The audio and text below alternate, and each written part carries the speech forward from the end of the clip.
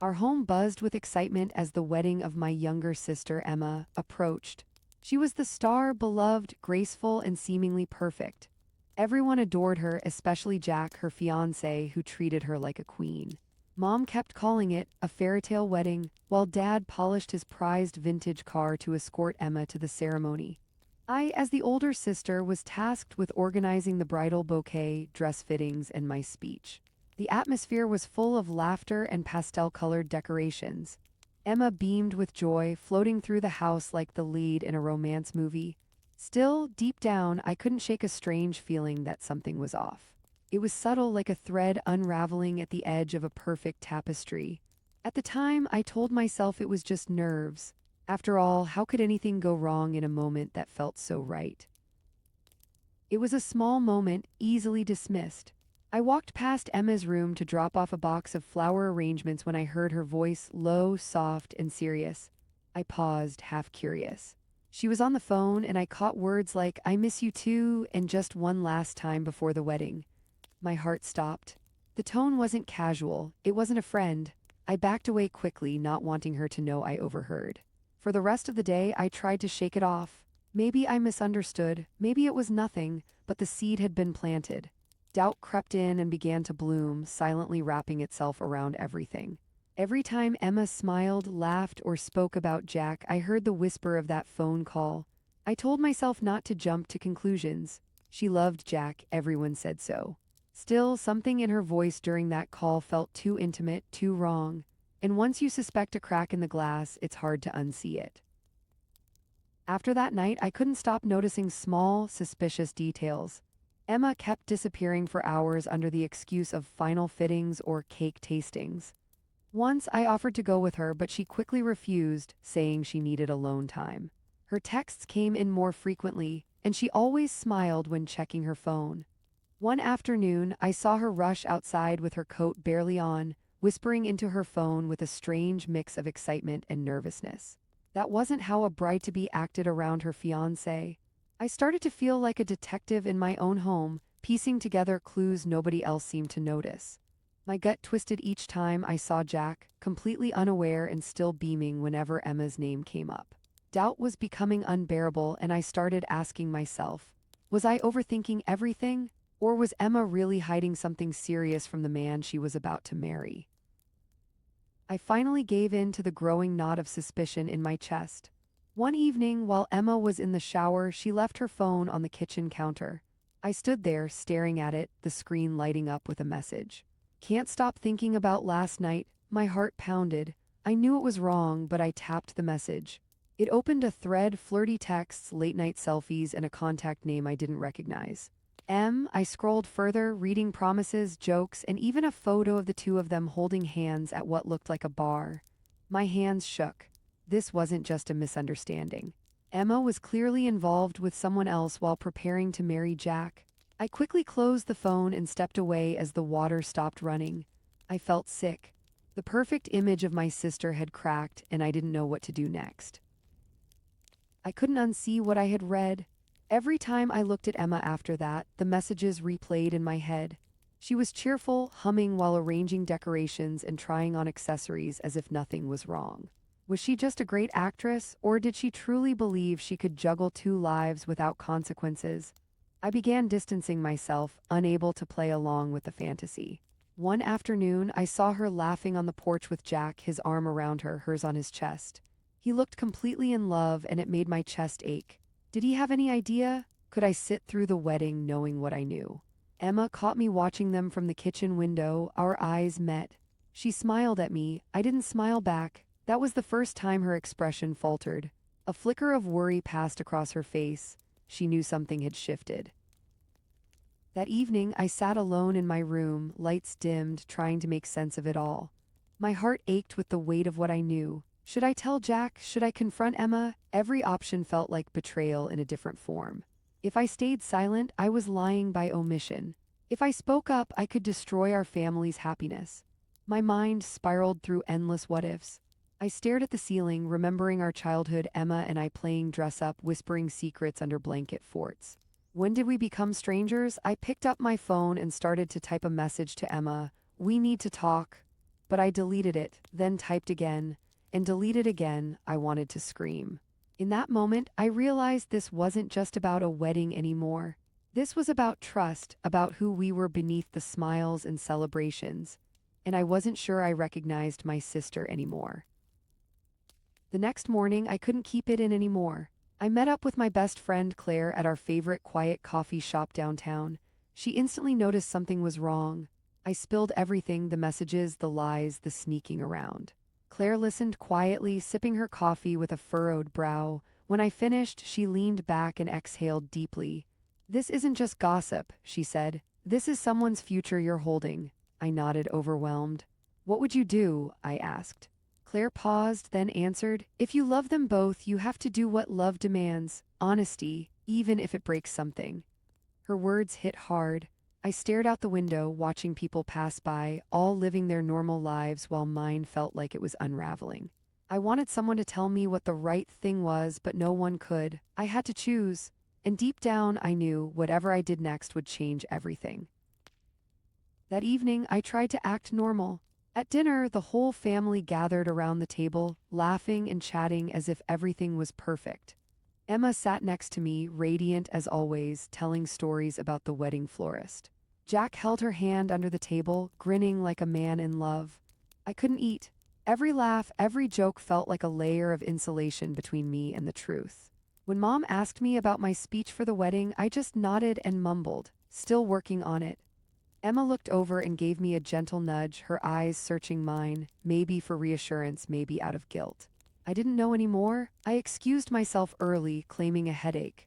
As I stepped out onto the porch, the laughter from inside echoed behind me. I leaned on the railing and looked out into the quiet evening, heart pounding. The lies were growing heavier, and the longer I waited, the more it felt like I was becoming part of them. I couldn't avoid Emma any longer. The next morning, I found her in the backyard, watering the plants in her robe and slippers, humming to herself like she hadn't a care in the world. I stood by the door for a few seconds before stepping outside. She glanced up and smiled. "Morning," she said, as if we were still just sisters planning a wedding. I didn't respond right away. Finally, I asked, "Are you happy, Em?" Her smile faltered for the briefest moment. She turned back to the roses. "Of course I am. Why wouldn't I be?" There was a crack in her voice, small but unmistakable. I wanted to scream, to tell her I knew everything, but instead I said nothing. The silence between us stretched longer than it ever had. She didn't ask what I meant, and I didn't push. But we both knew that behind our casual words was a truth neither of us wanted to touch yet, and that silence said more than anything else. Later that day, I went out to clear my head and ended up at the local bookstore, my safe place. I wandered between the shelves, pretending to browse, but my mind was stuck on Emma. I stopped by the cafe corner and ordered a tea. While waiting, I noticed a man in a gray blazer sitting by the window, laughing into his phone. There was something eerily familiar about him. Then it hit me. I'd seen him in Emma's texts, in that photo of them at the bar. It was him. My stomach dropped. He looked so casual, so confident, completely unaware that I was standing a few feet away. I snapped out of it and rushed outside, heart pounding. I didn't know what I was feeling: rage, fear, betrayal, maybe all of it at once. The truth wasn't just in Emma's phone anymore. It was here, real, undeniable, sitting at a window like nothing was wrong. And I knew then this wasn't something I could keep ignoring. When I got home, I headed straight to my room and shut the door. My pulse was still racing. I had seen him, the guy from the messages, the photo, real and laughing like nothing was wrong. I wanted to confront Emma right then, but something held me back. I sat at my desk, opened my laptop, and pulled up the photo again. His face, his hand on Emma's waist. Her smile, not like the one she gave Jack, but something different, something private. I zoomed in and felt sick. How long had this been going on? Was Jack just a backup plan? I started writing everything down. What I saw, the texts, the timeline, the man at the cafe. Part of me felt like I needed proof, even if I didn't know what I'd do with it yet. I saved the file on a USB drive and tucked it into my drawer, just in case. For the first time, I stopped hoping it would all go away. I knew I had to do something soon. The next day, I decided I couldn't carry the weight alone anymore. I went to visit my aunt, Mom's younger sister, who had always been like a second mother to Emma and me. She lived just outside town in a quiet cottage surrounded by lavender bushes and ivy. As soon as she opened the door and saw my face, she pulled me into a hug without saying a word. Over tea, I told her everything. Every detail. She listened in complete silence, her eyes never leaving mine. When I finished, she put her cup down and said, "You know what's right, sweetheart, you're just scared of what comes after." She was right. I wasn't unsure of what to do, I was afraid of the consequences, afraid of hurting people, of becoming the villain in someone else's story. She reached over and held my hand. "Sometimes doing the right thing feels terrible," she said gently. "But that doesn't make it wrong." That was the first moment I felt a little less alone. Back home that night, I sat on my bed staring at the ceiling, the conversation with my aunt replaying over and over. Her words echoed in my mind. "Sometimes doing the right thing feels terrible." I picked up my phone and typed out a message to Emma. "Can we talk, just us?" My finger hovered over the send button, then I tapped it. A few minutes later, she replied, "Okay, your room." My heart pounded as I heard her footsteps approach. When she knocked, I swallowed hard and said, "Come in." She stepped inside, barefoot, wearing a soft sweatshirt and leggings, hair tied up messily, eyes cautious. I sat up straight, gripping the edge of the bed. "Emma," I began, voice shaky. "I know." She froze, her eyes darted away. For the first time in days, silence didn't feel like safety, it felt like a wall we couldn't climb over. But it was time to try. It was time to talk. Emma sat down slowly, her shoulders tense, hands clenched together in her lap. The room was so quiet, I could hear both of us breathing. I didn't yell. I didn't cry. I just looked at her and asked, "Why?" Her eyes welled up immediately. She shook her head, then whispered, "I don't know, I think I panicked." I waited. She continued, her voice cracking, "Jack was everything I was supposed to want, but it all happened so fast. And then, the other guy just made me feel seen. Like I had a choice." She looked ashamed, lost. "I never meant to fall into it," she said, "but I didn't know how to stop either." I felt a strange mixture of sadness and fury, not just for Jack, but for Emma, too. For all the pretending, the pressure, the confusion, I didn't forgive her, not yet, but I listened. And maybe that was enough for tonight. Maybe this was the start of something, truth, however painful, that we could finally face together. After Emma left my room, the silence settled in like fog. I stayed sitting there, staring at the closed door. I didn't know how to feel, relieved that she admitted it, heartbroken for Jack, furious at the mess it had become. The next morning, I found her in the kitchen, staring blankly at her untouched cup of coffee. She looked tired, no makeup, hair still in a messy bun, her sweatshirt wrinkled from sleep. I sat down across from her. Neither of us spoke. After a moment, she whispered, "I don't know how to fix this." I nodded slowly. "I don't think you can, but you can stop making it worse." Her eyes filled again, but she blinked them back. "Do you think I should tell him?" I didn't answer right away. Then I said, "If you don't, I will."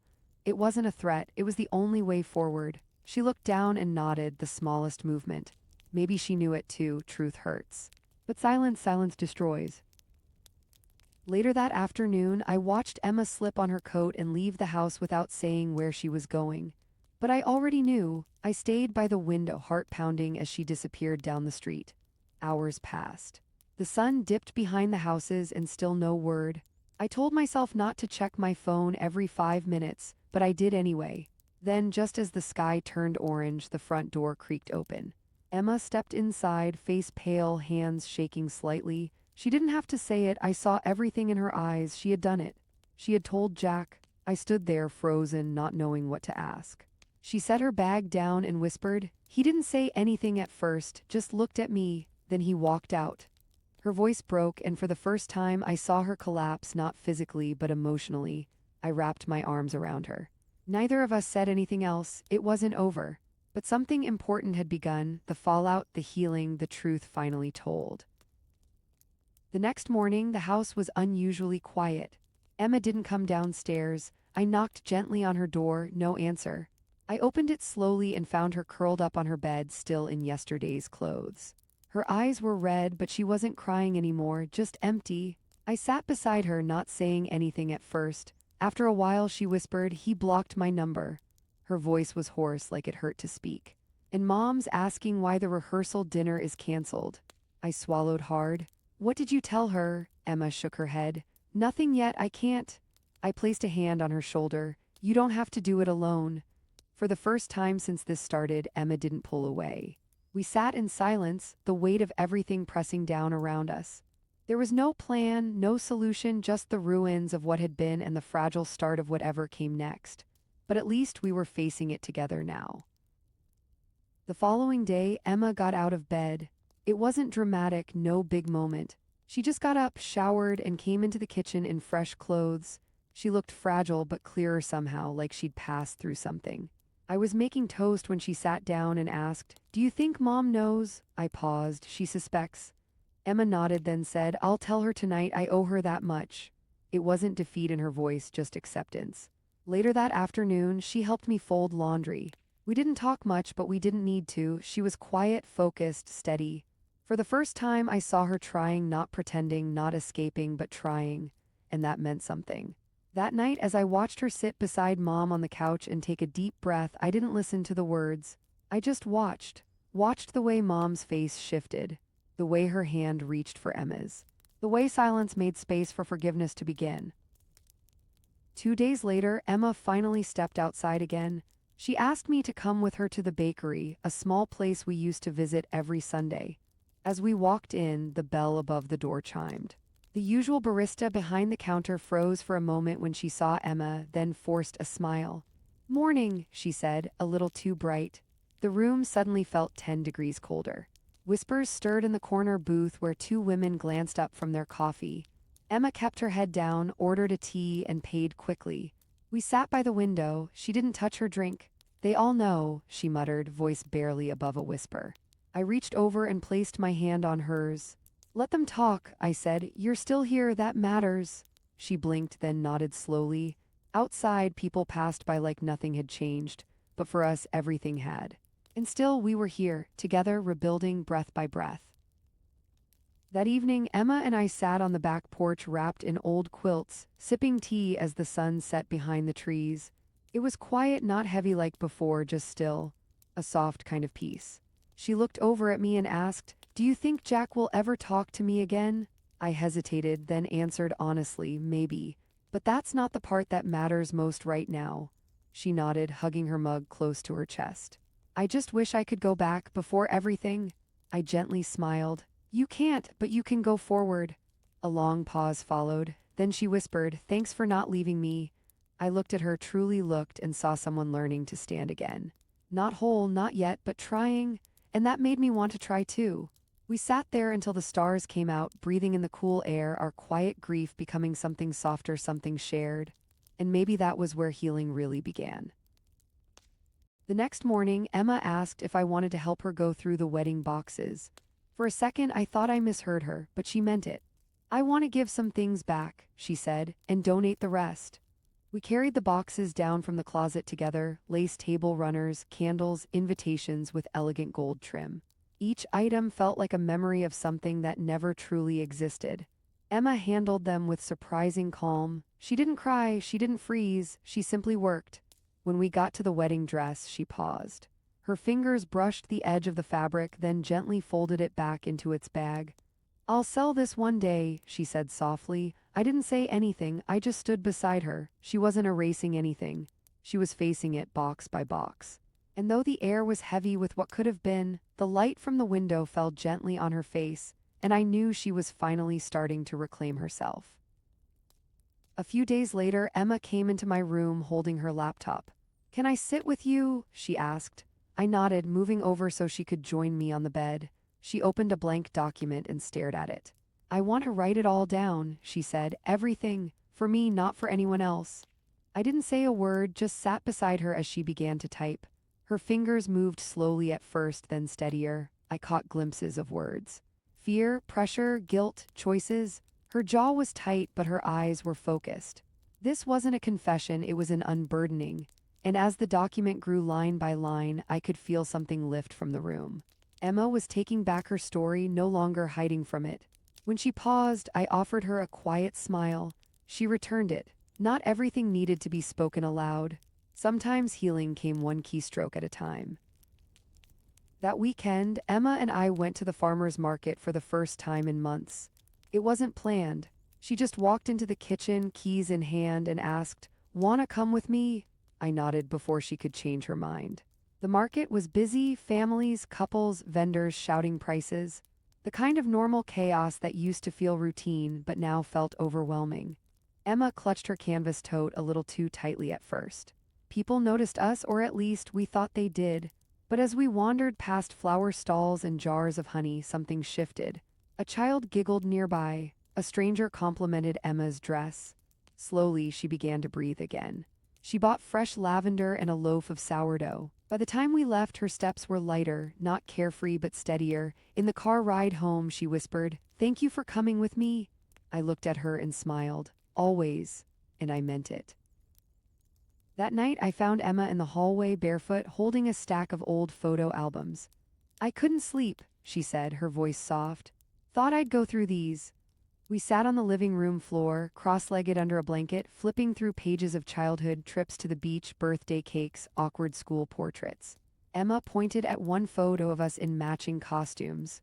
"Remember this?" she asked, smiling for real this time. "You wanted to be a pirate, so I became one too." We both laughed quietly. For a moment, the weight between us lifted. As we turned each page, I saw her shoulders slowly relax, her smile growing steadier. This wasn't about nostalgia, it was about remembering who she was before everything fell apart. When we closed the last album, she looked at me and whispered, "Thank you for not giving up on me." I pulled the blanket tighter around us. "You never gave up either, you're still here." And that mattered more than anything. The next morning, Emma surprised me by putting on her sneakers and grabbing her keys. "I think I'm ready to go back to the studio," she said. It was the small art space she used to visit weekly before everything unraveled.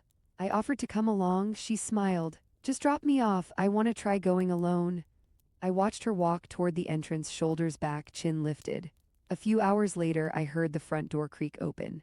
Emma stepped in, smudges of paint on her fingers, the faintest smile on her lips. "It felt good," she said simply.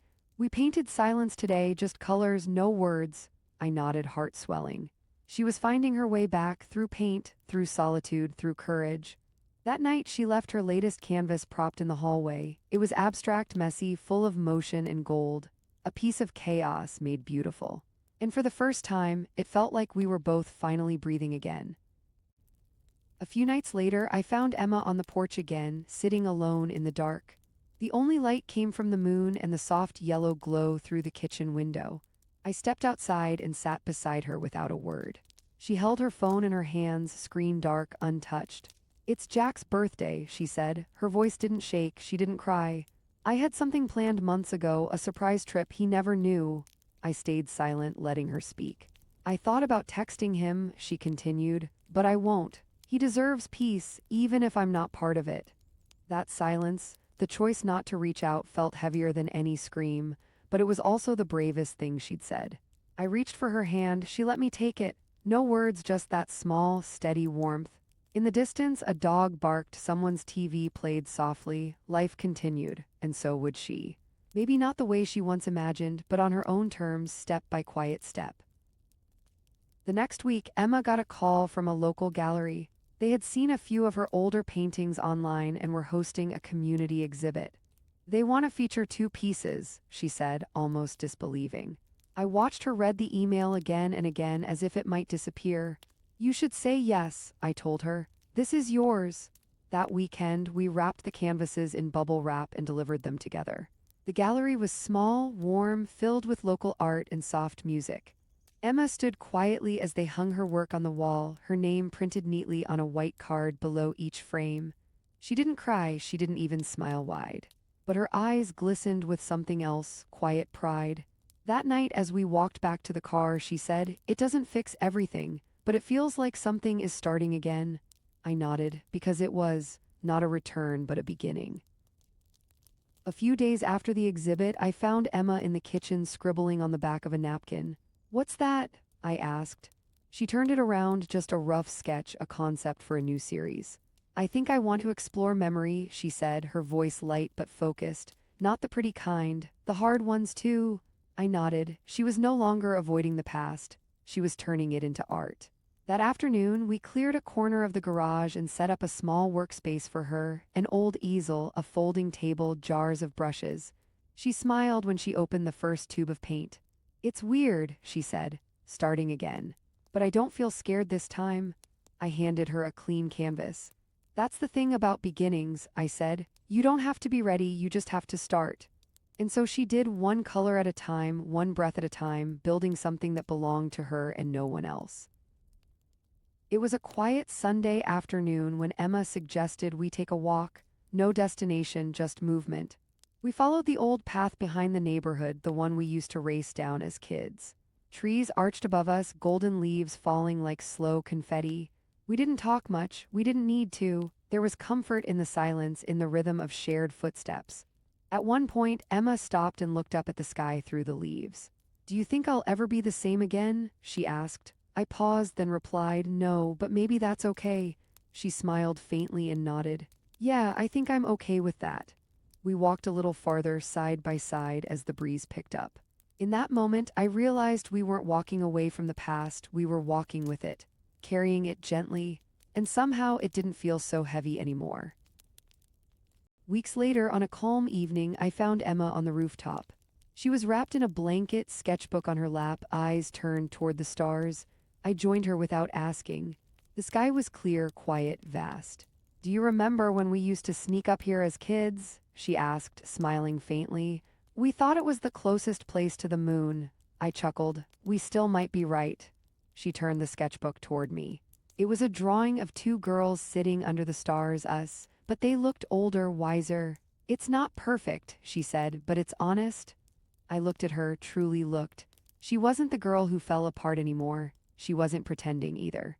She was simply someone who had broken, healed, and kept creating. The rooftop wind stirred gently around us. No music, no grand finale, just two sisters and a night sky full of space to breathe. And that somehow was enough.